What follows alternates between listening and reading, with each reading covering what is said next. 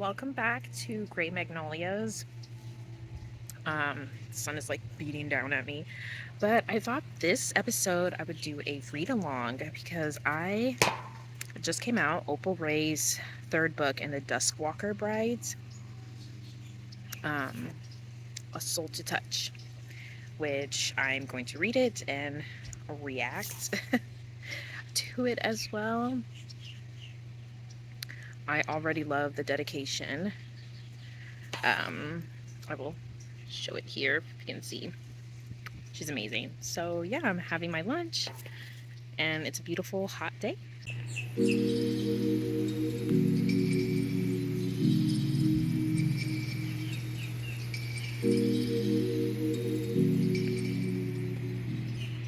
So the whole Duskwalker thing is not a new concept. I don't know where it originated from, but Opal Ray's version of a Duskwalker, their fire orbs, like for their eyes and the animal skull that they have, shows their emotions, which I love. I love that. Like it changes colors, like to pink if they're shy and red if they're, in hunger, lust, and all that stuff.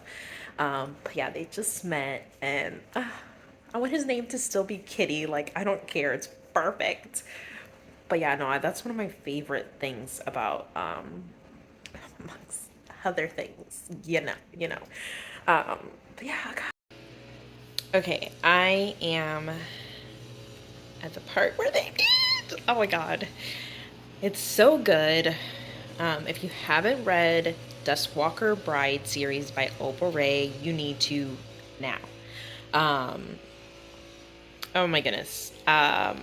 She introduced this demon. His name for now is Kitty, which I love. She introduced him in the last book. Oh, so good. Oh my gosh. I already love the female main character, which her name is May Umi. So far she's a total baddie.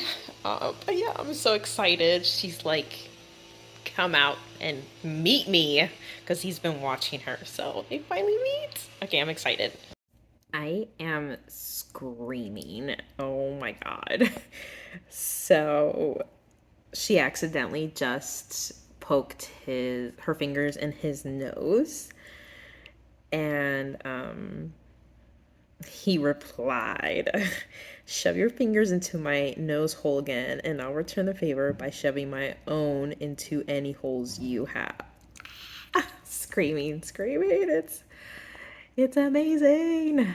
I'm like blushing. Oh my God. This is what I needed. This is what I needed to hopefully completely gets me out of my slump. But so good. Oh my God. So out of the other two that I've read, this one is she is like, I want to jump his bones and maybe use his tail. Oh my gosh, I'm screaming right now. Um, of course, this has been highlighted a few times. I hope my big forest god has a cock. If not, I'm going to be right in his face, hands, and whatever else. Oh my goodness. Okay, I'm seriously sorry. I'm seriously going to try not to be spoilery with this. They're like doing it. How does this creature like is just so good with his words and their like naivety, I think it's called, like, they're just so naive or innocent. Oh goodness gracious. She is a little freak. Oh my God, I can't. Oh my God, this is excellent. Each book is good. I love the first one. It took me a moment to like get into it, but once I was in, I was in. The second one, I loved it. This one is just like phenomenal.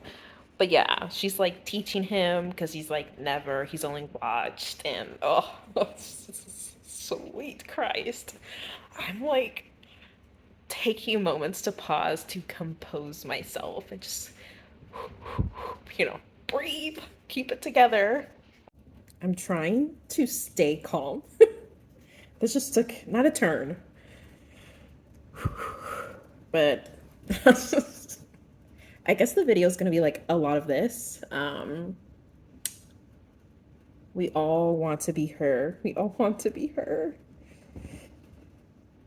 She just told him, I want to sit on your face. Like, what? I'm only on chapter like 13. Jesus Christ. She's so bold and like, ugh, so good. I think I'm gonna cry. So we just met two new Duskwalkers, which is really exciting. But gosh, I don't want to. I mean, if you really do need to read these in order. These are not standalone. There is a new character in each book, but the world building needs to start from the beginning. Even though she adds more to the world building in each book, I think it would make no sense if you read it out of order. Um, but yeah, so this Duskwalker, I'm still call him Kitty because that's a perfect name. He has a crack on his skull, and it's just gotten a little worse. Oh, God. And now these two Duskwalkers are trying to protect him in the Vale. Um, I'm not really good at all of this. I don't want to give too much away. I'm not spoiling anything that's not new information. God, but it's so good. It's so good.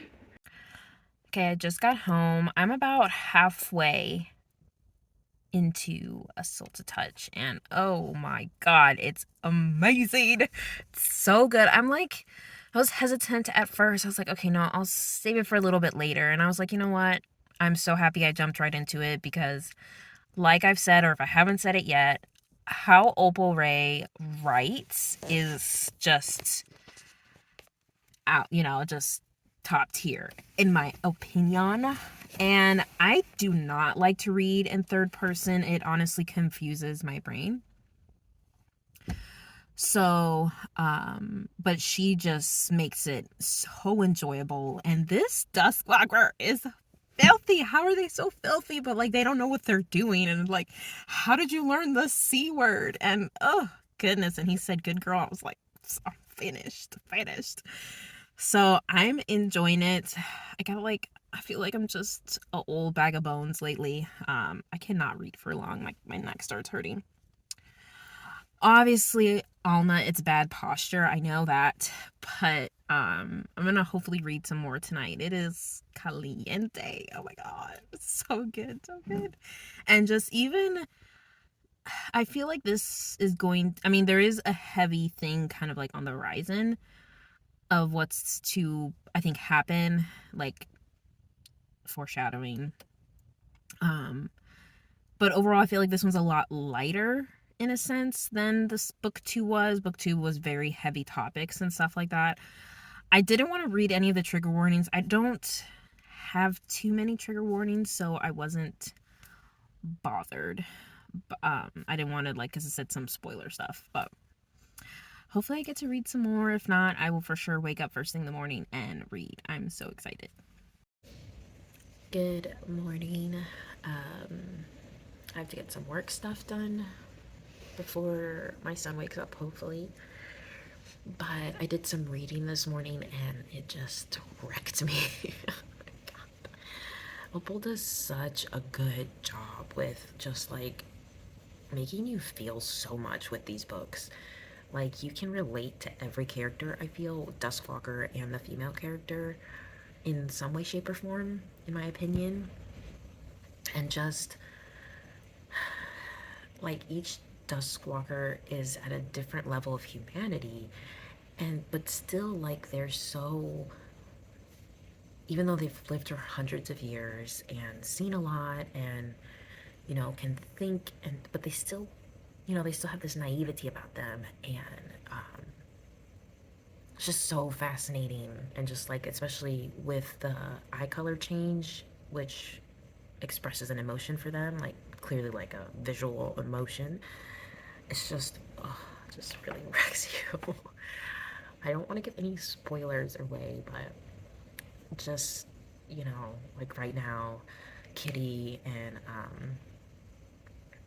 wow, I'm gonna really like butcher her name, Mayumi, are like in their little bubble and they're just enjoying each other. And he just revealed something to her and it kind of just killed this one special moment. And it was just like, I couldn't, my eyes couldn't even stay on the written part. I was just like jumping to the dialogue. I was like, oh my God. was like screaming. I was like laying on my son's bed. It's like, it's 6 in the morning now. I was laying on my son's bed and I was like screaming. I was like, no, no. And I'm at chapter 27 and there's 42 chapters, I think. I know. They're never, I mean, you're like top tier when even a 500-page book is not enough. And the second one, I'm completely blanking out on the name. A Soul to Heal. That's what it's called. Was long as fuck. Like it was long, and it just didn't feel long enough personally for me. I mean, there was so much world building, and it's just so like so many things that they went through that Opal really like showed the process of it, which I really enjoyed. I know some people were like, "Oh God, this can be like this was dragged out for too long." It wasn't long enough. I like ate that book in days. Oh my God. But yeah, oh my God, I'm enjoying this so much. I don't want it to be over. I'm gonna try to slow down a little bit because I really don't want it to be over. Um, God, I don't know. Like I don't know. I mean, I'm giving like raw reaction here, not anything detailed or just. It's just really moving. Seeing them work through their feelings. Like this one, the female main character, she is very hard ass and like kind of like a little masculine, tough, and doesn't share. She's never opened up enough to share her emotions to anybody. And now that she's feeling all of this for Kitty, um, you know, she's just kind of like struggling with that. And I mean, I think we can all relate to the struggle of properly expressing our feelings of what we're feeling, if it's love, anger, or trying to just explain how we're feeling in the moment, especially, I don't know, as a woman. I'm confusing a little bit, like most of the time. I'm so tired. Um, so yeah, it's just kind of like, oh, it's so good. It's really, really, really good. I'm still looking crusty as fuck today. It's just one of those days. I feel kind of just like low energy. I've been just moving my body from surface to surface, my bed, my couch, my son's bed, back to my bed. But I finally had a chance to read. I really don't want to finish this, but I'm at this one part where Kitty and Mayumi are talking about what's out there and how Kitty feels like, he doesn't belong anywhere. He can't be with people because they'll hunt him down. He can't be in the Vale because he will eventually be hunted there too and always has to be, on guard. He's not accepted amongst the demons and stuff like that. And then it goes into Mayumi responding to him um about how she has thoughts like this too, about just like loneliness, and it really resonated with me. um I think it's a little bit of a passage. She says, "Sure, I don't experience loneliness in the way you have. I can go almost anywhere humans live and be accepted, but I haven't always felt like I belong. I don't think like everyone else, and I'm quick to be violent and cold towards others. I've tried to fit in, but too many people make me feel claustrophobic. Once I spent too long with them, I start to get annoyed by the person next to me just breathing. Um, there's like a wall around me. I'm on busy street. The longer I'm there, the more I feel like getting smaller until I feel like I'm choking." And so she just says like the only time she's ever felt comfortable is outside of the wall that is by the city she lives, because she lives in the forest technically in her own like family home and stuff like that. And um I don't know, it just really hit with me because for a while I have felt a lot of loneliness, especially since becoming a mother. um I mean, if anybody has children, they know that like once you bring a life into this world as precious as they are, you yourself are kind of put way on the back burner with the stovetop off and like the water never boils again.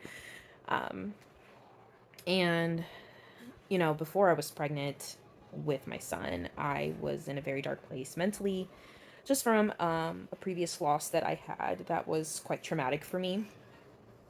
And then, having my son, I was so happy and grateful, despite it being a god awful pregnancy. To be honest, I was sick for 8 months, like vomiting, heartburn. It was just horrific.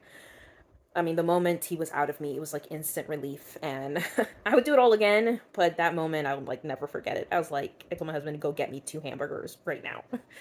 um, but then just, motherhood is like lonely because you just, all your time is to your child, keeping them alive, loving them, and just caring for them. And you just start losing yourself. And I kind of stopped taking care of myself for quite some time. I didn't do my hair. I tried getting dressed, but my body was so different. So that was like a whole thing. And now I'm honestly heavier than I've ever been, pregnant, not pregnant, or any of that stuff. Well, just heavier than I've ever been. So, just dealing with that. And then, you know, as you get older, like connecting with people is difficult. It's not like you're in a school setting, so you're around other people your age and you just kind of connect and stuff like that. I have a really good friend from high school. We still like I can call her and we can talk like we've spoken every day. And then, my older sister, we're very close. But then, like it's just still like just sometimes you just feel alone, and just I always try to be myself because I did deal with like bullying in high school. And sometimes I'm like, oh God, like, am I too out there? Am I too blunt? Am I just too myself? Like anybody like me, and just that need to be accepted, you know? And just for like who you are, not having to conform to society standards or to whatever trend is going on. I mean, like, I couldn't even fathom being in middle school or high school right now. Like, I love the high school I went to for my freshman to junior year. I truly love that school, but I would never, if I could go back to a point in my life, it would not be high school. I would like to speak to my 15-year-old self, but I don't ever want to go back to that point.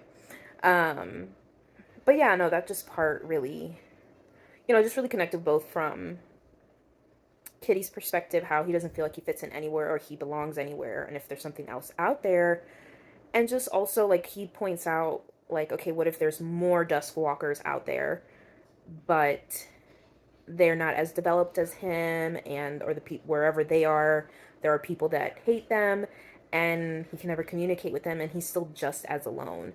Because I have been very thankful at I'm 28 now, that in this past like a couple years since I got back on social media, because I only really had YouTube. I didn't have Instagram for a long time or Facebook or anything like that. And I got into the knitting community, and then I got into the book community, and just meeting a couple people with the same interests has been so like it's been so nice, such an amazing experience. But then just sometimes, I mean, you're just talking online, like, and you talk about the things you both have interest in, which is great because I don't really have anybody to talk to about that. But then it's just still like some days just feel quite lonely. So it was a nice passage. I'm really gonna, like I keep saying throughout this whole video, I really want to savor this because it's just so good. I mean, it truly is the world building. I would have to ask Opal because I'm starting to get a feeling that it's post-apocalyptic. Like, yes, it's medievalish, and there's poverty, and they're dealing with this demon outbreak that came when the veil came and all this stuff. But I'm wondering if when that came, did it kind of just set back humanity like way back, and they did have certain things, because some of the things Mayumi is like talking about that her ancestors left her, whatever, seem kind of modern, but like a little bit, but like not really, I don't know. So I wonder about that. But yeah, the world building in this is like exquisite, because in every book you learn more about what Dustwalkers are, because even they themselves don't know too much, and like they're learning as we get introduced to more characters, and they kind of discover things. And then now with the other Duskwalkers, which is Orpheus, and I think Magnus is the second one, and Kitty, which I will always refer to him as Kitty. I don't want to reveal the new name she gives him, because I feel like that's a really nice moment. They like are now gathering together, and he went to get information from them, and like, how is he gonna fit inside of her? So, that just kind of like, I guess you could call it like found family type of thing that's happening throughout the series, which is like, you know, that's always a nice little trope inside romance novels. Good morning. I'm not even sure when's the last time I did like a little reading check-in. I just got to I feel like a pivotal moment in the story, like I guess you could say the climax of things happening. Someone from Kitty's past has discovered him, and he rushes after them, leaving Mayumi by herself and stuff like that. And it was like, oh my god. So it's just been so nice, them just trying to figure out each other and all this time they've had alone, to just, you know, fall in love. And her just trying to like figure, you know, she's still in the process of trying to figure out how to tell him, because she is not someone of sharing her feelings. She's never felt this close and connected with someone and all that stuff. So it's so good. And there was a scene I was like, there was and they were doing it, and he like finally revealed to her like how badly he wants to breed her. Oh my god. I was like, again, how does Opal Ray make these Duskwalkers so good with their just words? I was like, Jesus Christ. It was amazing. It was amazing, and it was like so passionate and stuff like that. I mean, I feel like, I know like the whole breeding kink thing is not like for everyone. People find it like disturbing or whatever, but I don't know, like even if you don't want a child, right, it's still like I don't know, I feel like it's just part of our natural human instincts, or like animal instincts, because I mean in a sense we are ourselves animals in a way, you know. It just kind of like comes out in the moment, but it was exquisite. So good. It's one of my favorite like things in like tropes or kinks per se in like romance novels. With, I mean, sometimes it's kind of like a couple books, I can't say off the top of my head, that I've read, but there has been a couple books where it's been mentioned and I feel like it's out of, it kind of leaves a sour taste in my mouth. I don't feel like it went well with the characters or like the scene or the book and stuff like that. So there is a time and place for everything, for sure. Because there's like a lot of things that I like that I've read in other books and I'm just like, nah, no. What? Like, that makes no sense for them, for what we learned of the characters. And I don't know, just like it's, like I think I've mentioned already, how each Duskwalker that we have met has a different level of humanity, and I would have to say mentally Kitty is more advanced than Orpheus and Magnus. I think I'm saying his name right, Magnus.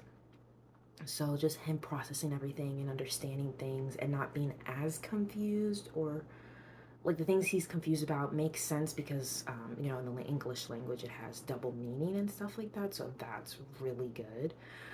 Oh, I can't, like, I don't know, I don't know how she's come up with this world. It's just so fascinating, and these creatures and like the layers that they have about them, and how little we know, and we just keep learning as they learn, which is like really neat. It's not like a fantasy world or whatever where there's already a system, there's already species, and like they have like their history and stuff like that. I still have Christmas things on my window. But yeah, I think I'm gonna try to finish today. I really am. I've noticed that like leaving it, because I'm trying to savor it, because I can knock this out 2 days, like no problem. But I just want to savor every moment, and I've put it down a little bit. And not that I'm not wanting to reach back to it, it's just that reading mojo of like, oh, I want to read is kind of dissipating, and I need to like hold on to it. So yeah, hopefully I get to finish today. And yes, I did a little hair change. I think I'll do like a separate video about my little crisis and just kind of changing it. I think it'll look even more different next time by like this coming Sunday. But yeah. I am not okay. God, like the most heart-wrenching part of this book is happening. And it's slow. It's like a slow, like peeling my skin type of torture of just agony. Oh my God. Like, I'm speechless. Just the emotion, the raw emotion of a Dustwalker who, like, either has enough humanity and understands and just this feeling and, like, how. I'm sorry, I'm like all over the place. Just how he wants her soul so bad and he's like denied himself. I can't. I'm seriously gonna cry. I used to cry so much when I read, like, so much. The last book I cried reading, I can't even remember the name. I only remember that the female main character actually had my name. Um, that was, and then the end, like, just, I was just weeping because I was like, what the hell is happening? um, and not that parts don't make me feel sad. I don't know, I'm not triggered like that anymore because I would, like, be sobbing. I mean, I think if my younger self read this, I would be just in tears and tears. For example, I never read the book, but I saw the movie P.S. I Love You with Gerard Butler and I forget the chick's name, but I remember going to my neighbor's house watching that. It was a sleepover. Everyone else fell asleep. I stayed up and I literally heave sobbed like 10 minutes in. The whole, what, hour, almost 2 hour movie long. Like, just ugly, nasty, I'm gonna vomit cry. You know that kind of crying, right? This, oh my God. And, like, I know the solution. I know what could fix the problem. And I'm like, just do it. Just. Okay. Okay. I have such a headache. Oh my God. It's not good to be this emotional. I have such a headache. But I can't get enough of this book. I don't want it to end. I need, like, whatever else she's gonna create. This series can be 10 books long and I will, like, devour it for sure. Hello. Okay, this is the last clip for my read along reaction thing of A Soul to Touch, and I kind of wish I had like a GoPro on me while I read the last, I think 3 chapters it was I had left. I'm still processing and I want to make this quick because this video is already too long. I'm gonna have to try to see if I can cut down anything. But it was beautiful. It was beautiful. It was gut-wrenching. I give it a 4.9 out of 5 stars only because I take away that point because it wasn't long enough. I just felt like once they kind of, you know, I mean, the whole element to the book, this is not really giving anything away, is for the Duskwalker to gain a bride, to get their soul, and just, when it got to finally that point, God, I was like, I had tears in my eyes. I was like, what? No, I didn't think it would get to that point that it got to. Try not to give anything away, but I recommend it 10 out of 10. Opal Ray is a wicked, amazing witch with her words, and I just didn't want it to be over. And I'm like, I can't wait for the next book. And so I'm pretty sure I have read everything that she has out minus her pirate series, and I really, really want to read it, but then I don't want to have nothing else of hers to read. It's really a conundrum. I think I'm just going to save that if I'm feeling really slumpy to just read something of hers, because her writing style is exquisite. It's the world building, and then at the end, her, like, author's note really, like, really, like, really moved me. Oh my God. Now, like, I'm really, like, processing it. I'm actually start crying. Okay, let me finish up. So, yes, 10 out of 10. I mean, 4.9 out of 5, because I wanted it to be longer, and the epilogue just wasn't enough. It's never enough for me. I love epilogues. Give me the babies. Give me everything. Give me another sex scene. Give it to me. Give it to me like another book. Please. I don't want to, like, forget about I'm not going to forget about Kitty and Mayumi. They were the chemistry, the banter, and like, I've never read a book like this. You know, there's always that like I love you moment when they finally admit their feelings to each other, and they didn't do it verbally. Let me leave it like that. And they never really said it to each other, but they just knew. And just something about that, I felt like probably will really speak to people that struggle with words and, um, you know, aren't very vocal like that. Like, hey, I love you, or they didn't grow up with that, so they don't really say that to their partner and stuff. So it was beautiful. It was beautiful. Like, Kitty has my heart. Like, I love him. He is my favorite Dustwalker. And she's ready for facts. Ah! Okay, sorry. Because I was like, oh my god, this needs to be like like how Finn, I think I'm hoping I'm saying her name right, of the Orcsworn series. She's like on book 8. This needs to be just as long, if not longer. I will read this all the time. I am like a fan. I'm a fan. This is so good. Anyways, like the spice level was like 5 chilies. The story plot was like 5 out of 5. Ugh, the world building was just even richer, and like it's not that complex, you know. That's one thing that I think helps, because it is fantasy. It is a monster romance, and it's like set in a, you know, almost a magical world. There's demons, there's kind of like this magical element. I wouldn't say there's like a magic system. There's just priests and priestess that are able to perform prayers and rituals to give power to certain like weapons and stuff. I don't really know how to, and that's the best way to explain it. But you want to know more. And then we meet Daddy Veil, Daddy Darkness, or whatever you want to call it. I hope that's not really spoiling anything. I might cut that out. So good. So good. You have to read it. Opal Ray is an instant read, instant buy. Like, she could do no wrong. I will forever buy her books and read her books, 100%. So yeah, I hope you enjoyed this, whatever this was, every little reaction I gave, and just, I mean, you have to read it. Of course, read the trigger warnings that she gives at the beginning of the book.